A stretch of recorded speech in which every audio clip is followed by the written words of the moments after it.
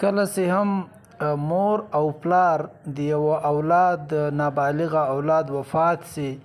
او د هغه بې فام نه وي جوړ یا هغه د نادره بله داسې کار وایي یا د هغه په نامه باندې پراپرټي راځي د ده په حق کې پراپرټي راځي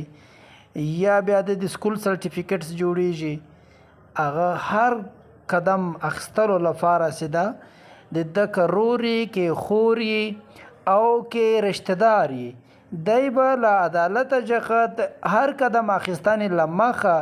ګارډین سرټیفیکټ چې زه د ده ګارډین یم زه د ده په حق کې دا قدم اخلم د ده د فایدې دپاره د ده د ضروریاتو لپاره ګارډین سرټیفیکټ ورته یایي عدالت یې ورته جاري کوي تر دغه له مخه دی ته نه بې فام رشته دار نه ورور نه خور ور جوړوی سي